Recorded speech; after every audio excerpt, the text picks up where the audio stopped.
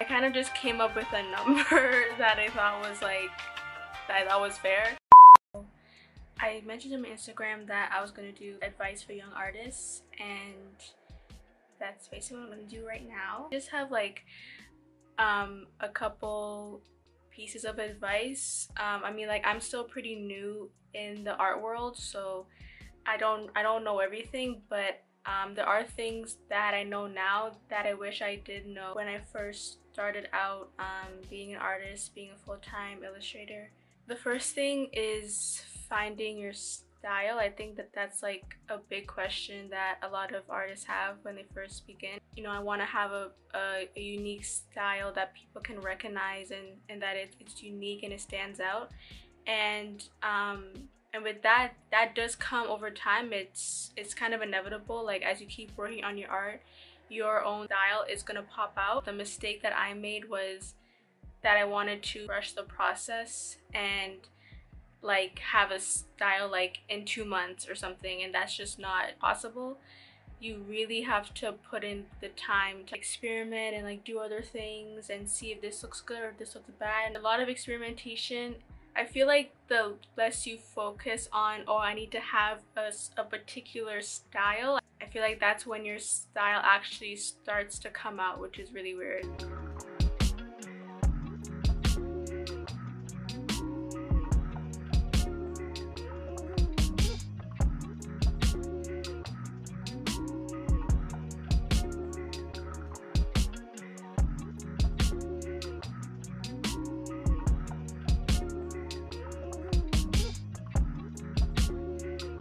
Second thing I would say would be commission. Be open to meeting new people, to doing projects that you probably wouldn't have thought about doing before.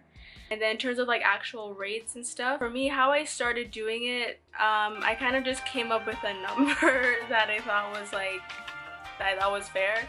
But obviously, like, I think every single artist has not given the proper rate amount or the proper value for their time, and that was a mistake that I fell into. It doesn't matter, you can accomplish a piece super quickly. That's not really the point. It's the fact that you're using your skill and talent to do this project. It's not really about how quick or how long it's going to take you. Still put those things into account when you're coming up with your rate, but a part of that rate should also be, this is my skill and talent that I've developed over how many years, and the value of that I'm also going to put into the rate. When you come up with your rates, that it should be based on how many hours you're putting in, and then how it's going to be used, and then putting in the value of your skill and talent on top of that, and then you should come up with a more reasonable number.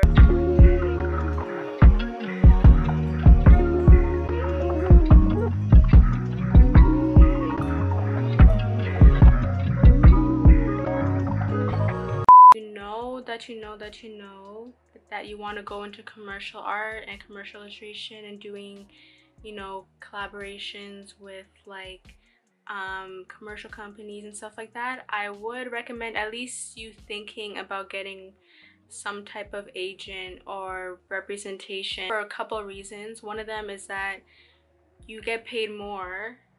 Secondly, you actually learn the business part of being a freelance artist, a freelance illustrator.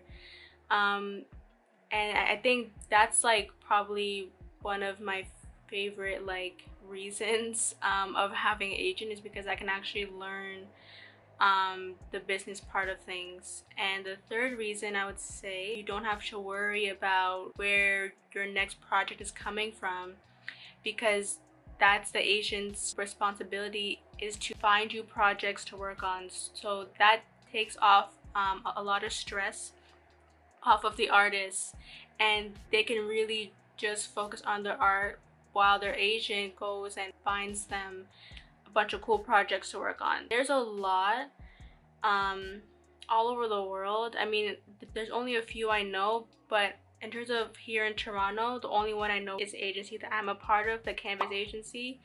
I've been with them for I think 2 years now, and like They're amazing. I love them so much. But yeah, like that is something I would think about if you're kind of interested in that.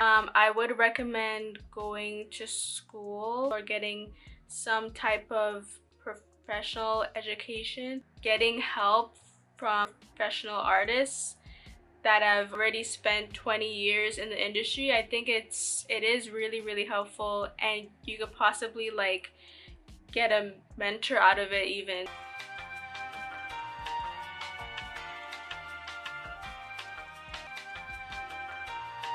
Going to school helped me a lot.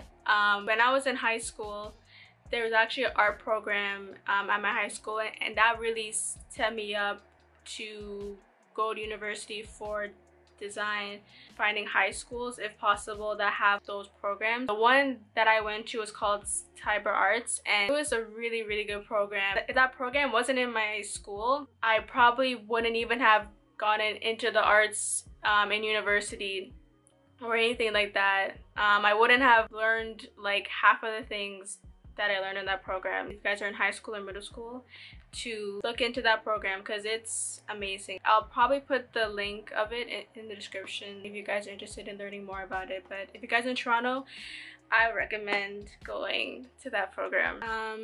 And I think another thing that's really important is to not compare yourself. I know it's so difficult, especially with like Instagram, and you see all these people like going all over the world and doing all these cool projects, all these big companies, and it's very easy to be like, oh well, I mean, like how am I doing? It's just not a good thing. When you first start out, it's helpful to get in the habit now of not comparing yourself. Also, not let social media control your artwork. I know that there's a lot of trends with art on social media, and they're all amazing, they're all beautiful, but don't let that be the foundation of your artwork, because it's not gonna last. Because that's your foundation, it's gonna be hard to make work that stands out and that's unique, because you're only making work based on trends and not based on something more personal to you. Last thing I would say is just know the reason, like what is your why on why you want to be an artist and the artwork that you're making. Like, what is the reason why you want to be an artist and why you make the art that you make. You can have amazing work and get a lot of attention and success from your work, but if there isn't a personal reason at all behind why you're making the art, you're going to lose motivation really quickly, and that's like the most important thing out of everything. The reasoning behind your work is probably going to change over time.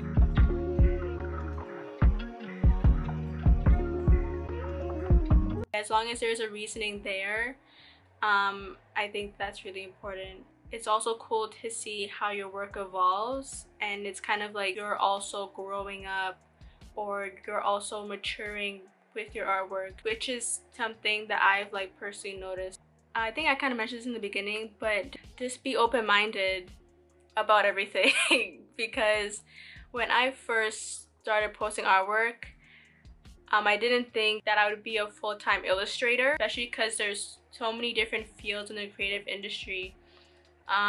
There's just so many options for you. So that's another great thing about wanting to be an artist, wanting to be a creative, is that there's so many different industries, there's so many different types of careers that you can have as a creative person. Be open-minded about where your career could possibly go, because it could really go anywhere, and I think that's one of the most exciting things about being an artist, honestly. So thank you guys for watching this video. I'm probably gonna upload like a work vlog type of thing next week. But anyways, thank you guys for watching this video, and I'll see you guys next week.